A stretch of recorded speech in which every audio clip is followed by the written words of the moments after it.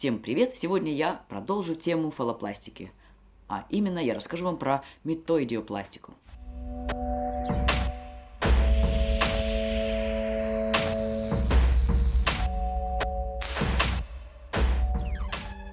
Итак, метоидиопластика.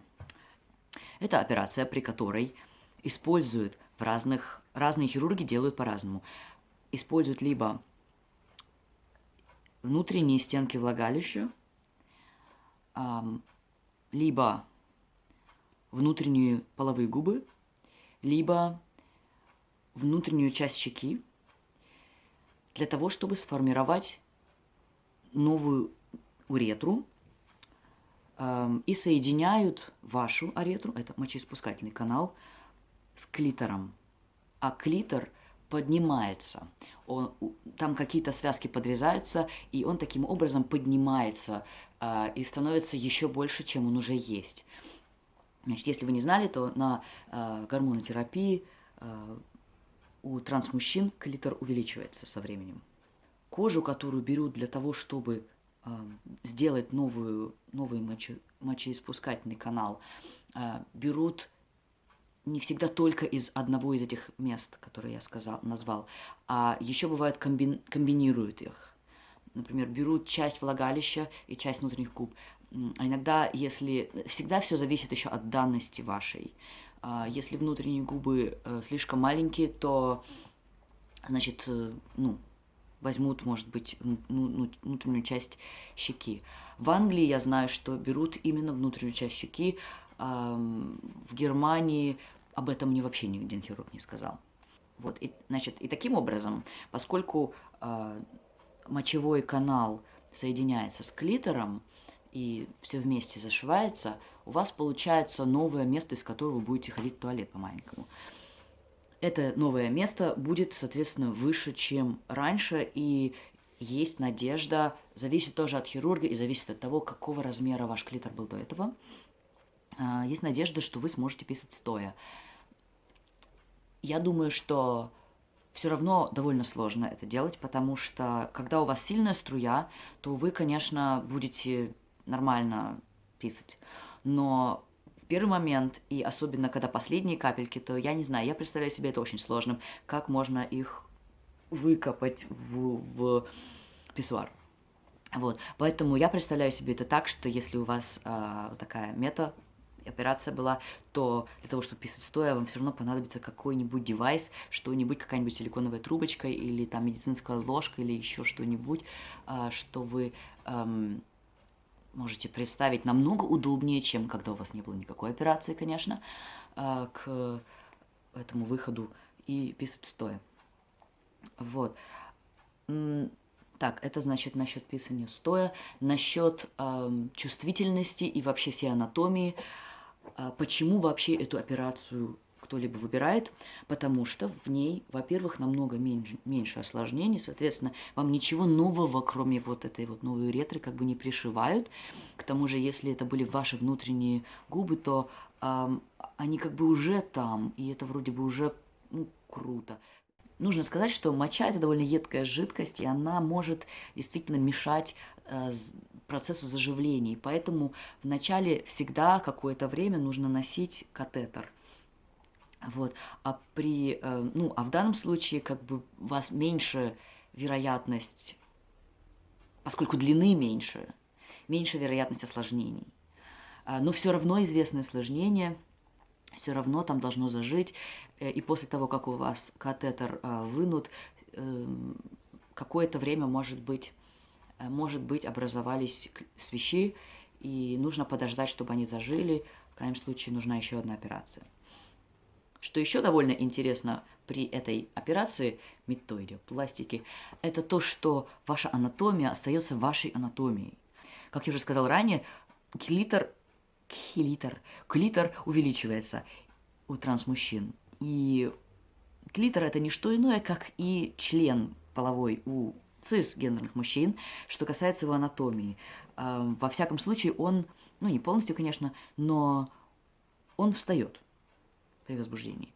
И поэтому, когда вам сделали метоидиопластику, я прям научился говорить это слово, то у вас получается как бы мини-пенис.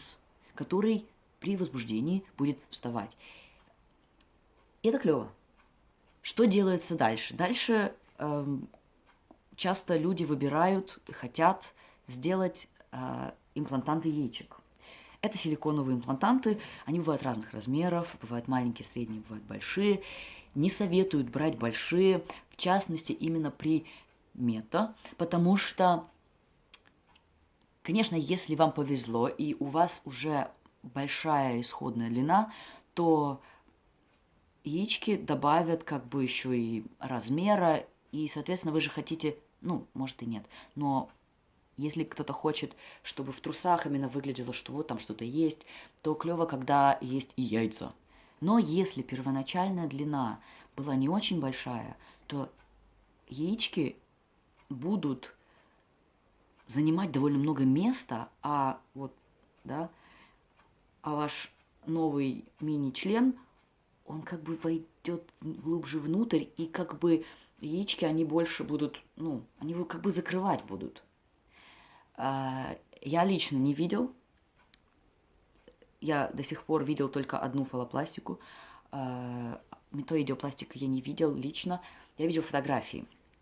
Я вам под этим видео и, собственно, под всеми видео моей фалопластики постараюсь вставить линки, где можно найти фотографии разных результатов. Вот. Где-то нужно зарегистрироваться, может быть, где-то не нужно, но, значит, там есть какие-то результаты, американские, немецкие, вот, есть еще сербский, есть, по-моему, в Чехии врач. Не уверен, что найду ссылку. Кстати, если у вас есть ссылки таких источников, пожалуйста, присылайте мне в комментариях или в личку, как хотите. Я буду очень рада, я их просто засуну информацию. Вот, давайте распространять эту информацию всем нуждающимся. Вот, такое небольшое отступление. Да, и, значит, если у вас небольшой исходник и еще большие яички, то большинство людей, насколько мне известно, в итоге недовольны этим результатом, потому что, ну, они хотели и ожидали большего, и потом они идут и делают фалопластику в итоге. Вроде бы статистика говорит, что 80% людей, которые делают метоидиопластику, потом идут за фалопластикой. Если у вас нет денег и нет, в общем, это не опция для вас делать фалопластику, а вы хотите хоть, ну, как бы хоть что-то, чтобы там было, и чтобы можно было как-то лучше писать стоя, или просто вы будете лучше себя чувствовать, то метоидиопластика это для вас вполне может быть решение. Так, что еще можно об этом сказать? Пенетративный секс с этим вариантом, скорее всего, не получится. Какой-то мини-вход, наверное, получится, но вот. С одним трансгендерным парнем я разговаривал, писал, переписывался. Он, как правильно сказать, афроамериканец. И у него, он сказал, 6 сантиметров клитор. Я в шоке. Вау, офигеть, круто. Я думаю, что если он сделает метоидиопластику, а может быть ему не нужно даже этого делать, а уже и так достаточного размера член, то просто клево, блин. Но у большинства из нас, белых парней, не так. Так что вот. И да, конечно, чувствительность полностью ваша. Никаких проблем. Конечно, там сначала будет какой-то шов, и будет какое-то онемение сначала, если вы будете проводить, там, наверное, пальцем от яичек кверху к кончику клитора. Наверное, какое-то время там, из-за того, что это шов, как и на любом шве, чувствительности не будет сначала больно.